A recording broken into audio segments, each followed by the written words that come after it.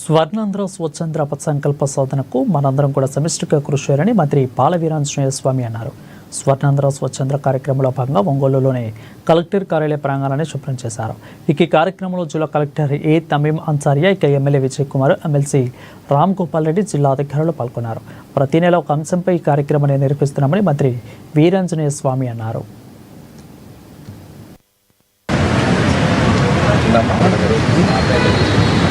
కింద పెట్టుకున్నా మేడం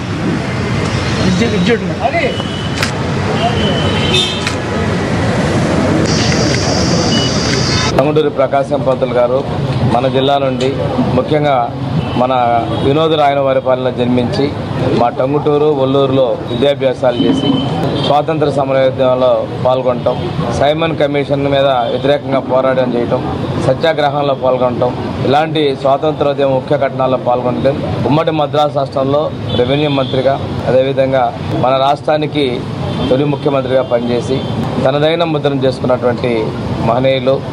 ఆర్థికపరమైన ఇబ్బందులు అనేది ఎటువంటి అవరోధాలు కాదు, మన దేశాన్ని స్వాతంత్రం సాధించడం అనేది ఒక ఎజెండాగా తీసుకొని ముందుకెళ్లారు. న్యాయశాస్త్రంలో పట్టా తీసుకున్నారు.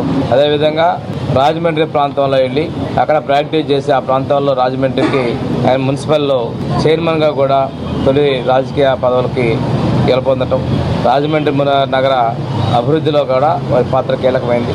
ఈరోజు కూడాను వారు చేసిన సేవలు మన ప్రకాశం జిల్లా ఏర్పాటులో వారిని గుర్తుపెట్టుకుంటూ ప్రకాశం జిల్లా ఏర్పాటు చేసేందుకు మన పూర్వ పెద్దల పాలకులకు కూడా ధన్యవాదాలు తెలియజేసుకుంటాం.